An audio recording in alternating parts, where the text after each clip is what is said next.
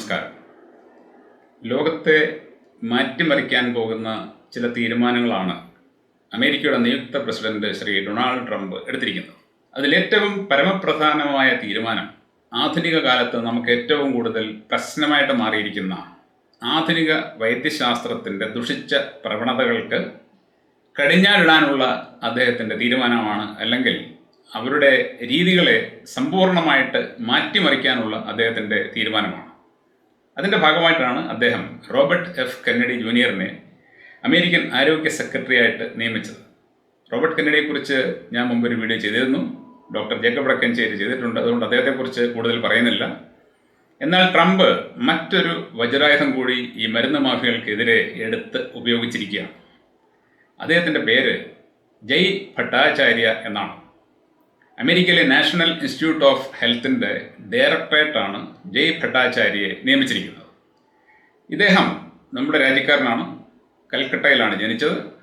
ജനിച്ചതിനെ തുടർന്ന് അദ്ദേഹം അമേരിക്കയിലേക്ക് കുടിയേറി. അവിടെയാണ് പഠിച്ചതും വളർന്നതുമെല്ലാം.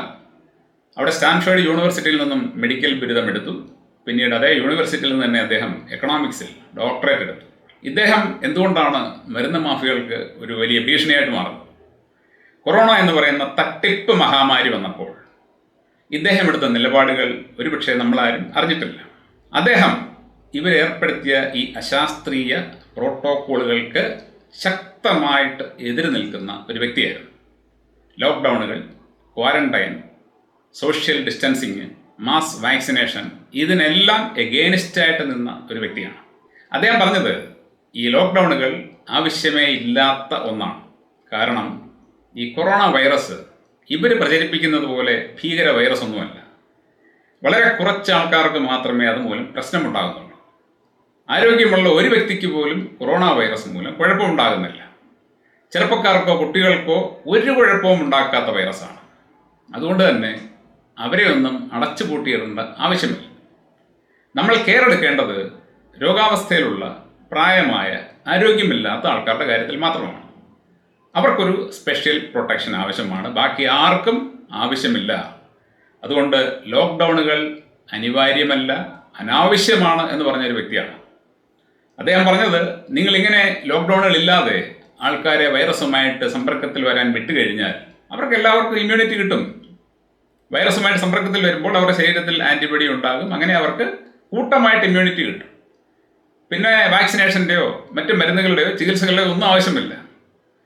അദ്ദേഹത്തെ അപ്പോൾ ഈ മരുന്ന് മാഫിയ സ്യൂഡോ സയൻസിൻ്റെ ആളാണ്, അശാസ്ത്രീയവാദിയാണ് എന്ന് വിളിച്ചു. എന്നാൽ അദ്ദേഹം പറഞ്ഞതായിരുന്നു ശരിയെന്ന് അന്നും ഇന്നും വിവേകമുള്ള ആൾക്കാർക്കറിയാം. ഇവരുടെ ലോക്ക്ഡൗണുകൾ കൊണ്ട് ഗുണമുണ്ടായിട്ടുള്ളത് ഒരു കൂട്ടർക്ക് മാത്രമാണ്, കച്ചവടക്കാർ. ഇവർ അടച്ചുപൂട്ടിയിട്ടപ്പോൾ നമ്മുടെ നാട്ടിലെ സാധാരണ കച്ചവടക്കാർക്ക് നഷ്ടമുണ്ടായെങ്കിൽ അന്താരാഷ്ട്ര തലത്തിലെ ഭീമന്മാർക്ക് വൻ ലാഭമുണ്ടായി. മരുന്ന് കമ്പനികളും അതുപോലെ തന്നെ ആമസോൺ പോലെയുള്ള ഓൺലൈൻ ട്രേഡിംഗ് സ്ഥാപനങ്ങളുമൊക്കെ കോടിക്കണക്കിന് പണമുണ്ടാക്കി അവരുടെ മാർക്കറ്റ് വിപുലമായി. വാക്സിനുകളും അതുപോലെ തന്നെ PPE കിറ്റുകൾ, മരുന്നുകൾ, മറ്റ് നിരവധി സാധനങ്ങൾ, മാസ്കുകൾ, ഇങ്ങനെ ഈ കൊറോണ എന്ന് പറയുന്ന ഒരു തട്ടിപ്പ് മഹാമാരി വെച്ച് എത്ര ബിസിനസ്സുകാരാണ് ആ സമയത്ത് പണമുണ്ടാക്കിയത്? അവർക്കല്ലാതെ പൊതുജനങ്ങൾക്ക് ഇതുമൂലം നഷ്ടം മാത്രമേ ഉണ്ടായിട്ടുള്ളൂ. അവർക്ക് വലിയ ഗുണമുണ്ടായി. മരുന്ന് കമ്പനികൾ കോടിക്കണക്കിന് ഡോളർ ഉണ്ടാക്കി. കൂടാതെ അവരന്ന് കൊടുത്ത കൊറോണയ്ക്ക് വേണ്ടി എന്ന പേരിൽ കൊടുത്ത മരുന്നുകളും പിന്നീട് കൊടുത്ത വാക്സിനും എല്ലാം തന്നെ ലോകത്താകമാനമുള്ള ആൾക്കാരുടെ ആരോഗ്യം കാര്യമായിട്ട് തകരാറിലാക്കി. അതുകൊണ്ട് ഇപ്പോൾ ആശുപത്രികൾ നിറഞ്ഞു കവിയുകയാണ്. എന്നും എവിടെയെങ്കിലുമൊക്കെ ആൾക്കാർക്ക് രോഗങ്ങൾ വരുന്നു. സമയം എത്തും മുമ്പേ പലരും മരിച്ചു വീഴും. നിങ്ങൾ പത്രം എടുത്ത് നോക്കണം. ശരിയായിട്ട് നോക്കിയാൽ നിങ്ങൾ ഞെട്ടിപ്പോകും. ഓരോ ദിവസവും നമ്മുടെ നാട്ടിലെ പ്രധാന മാധ്യമങ്ങളിൽ വരുന്ന ചരമകോളം നിങ്ങളൊന്ന് നോക്കണം. ഒരു വ്യക്തി എത്ര വയസ്സ് വരെ ജീവിച്ചിരിക്കണം? നമ്മൾ പറയും ഒരു 80 വയസ്സ് വരെയെങ്കിലും ജീവിച്ചിരിക്കണം. ഞാൻ പറയും 80 വേണ്ട, 60 വയസ്സ് വരെയെങ്കിലും ജീവിച്ചിരിക്കണം. നിങ്ങൾ പത്രം എടുത്ത് നോക്കണം.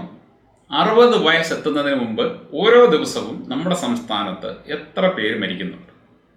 ഞാൻ എന്നും ആലപ്പുഴ എഡിഷൻ മലയാള മനോരമയിൽ തന്നെ കുറഞ്ഞതൊരു 15-16 ആൾക്കാരെ കാണാറുണ്ട്. എല്ലാ ദിവസവും ഉണ്ട്. അതായത് 60 വയസ്സെത്താതെ മരിച്ചു പോകുന്നവർ. 30കളിലും 40കളിലും 50കളിലും ഓരോ ദിവസവും ഒരു എഡീഷനിൽ തന്നെ 15-16 പേരെങ്കിലും ആവറേജ് മരിക്കുന്നുണ്ടെങ്കിൽ സംസ്ഥാനത്തൊട്ടാകെ എത്ര പേര് മരിക്കുന്നുണ്ട്? പത്രങ്ങളിൽ വരാത്ത മരണങ്ങൾ എത്രയാണ്? ഇതെല്ലാം സംഭവിക്കുന്നത് ഈ കൊറോണ മഹാമാരിക്ക് ശേഷമാണ്. കൊറോണയ്ക്ക് വേണ്ടി കൊടുത്ത മരുന്നുകളും അതിനുവേണ്ടി കൊടുത്ത വാക്സിനുകളും എല്ലാം ശരീരത്തിൽ കയറിയ ശേഷമാണ് ഈ പ്രതിഭാസം ഇവിടെ ആരംഭിച്ചത്. അപ്പോൾ എന്താണോ ഇവർ ലക്ഷ്യമിട്ടത് അവരത് നേടി. അന്ന് ഇതെല്ലാം മുൻകൂട്ടി കണ്ടുകൊണ്ട് അതിനെതിരെ പ്രവർത്തിച്ച 2 വ്യക്തികളായിരുന്നു റോബർട്ട് എഫ് കെന്നഡിയും അതുപോലെ തന്നെ ജയ് ഭട്ടാചാര്യ. ഇവരെ രണ്ടുപേരെയും അമേരിക്കൻ ആരോഗ്യരംഗത്തിൻ്റെ തലപ്പത്തേക്ക് ട്രംപ് കൊണ്ടുവരുമ്പോൾ ട്രംപ് കൊടുക്കുന്ന സന്ദേശം വളരെ ശക്തമാണ്. ഞാൻ അമേരിക്കൻ ആരോഗ്യ മേഖലയെ ശരിയായ വഴിയിലേക്ക് തിരിച്ചു വിടും. അദ്ദേഹം പറയുന്നത് ഇന്ന് അമേരിക്കയിലെ കുട്ടികൾക്ക് ആരോഗ്യമില്ല. 65% കുട്ടികൾ പോലും മിലിറ്ററി സേവനത്തിന് യോഗ്യരായിട്ട് മാറുന്നില്ല, ആരോഗ്യക്കുറവ് മൂലം. നിരവധി കുട്ടികൾക്കാണ് ഓട്ടിസം റിപ്പോർട്ട് ചെയ്തത്.